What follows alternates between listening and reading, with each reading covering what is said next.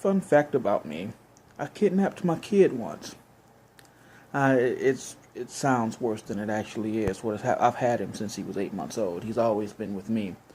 And in 2009, I ended up getting in touch with his mother again. Well, she found me on Facebook. She says, "Oh, I really want to be in his life again."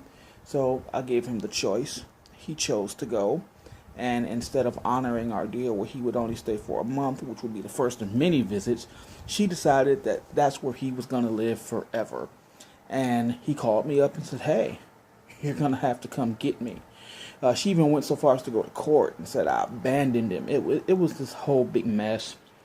And I hopped on a plane and went to Michigan, went to Flint, got him, hid out for a weekend, and then we got on a bus and we came home. It was a complicated thing, and she tried to get him back, but she didn't really. She more just tried to get me in trouble. It was more about, inconveniencing me than it was, wanting to be with him.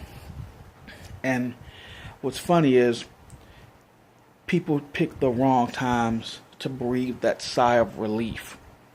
Like, I remember specifically going to get him, and I actually hid behind an abandoned house across the street from her house.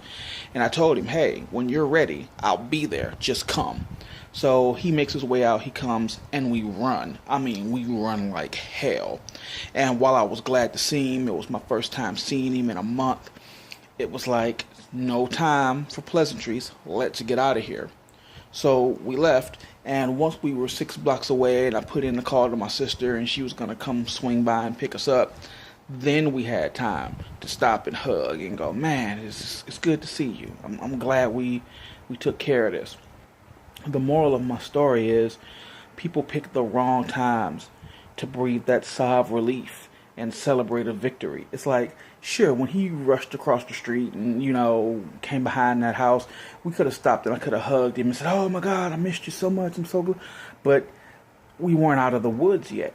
It wasn't over. I mean, what if she'd seen him? What if she'd followed him? What if she knew I was there? We'd lost the element of surprise. Now we've got this whole legal thing to deal with.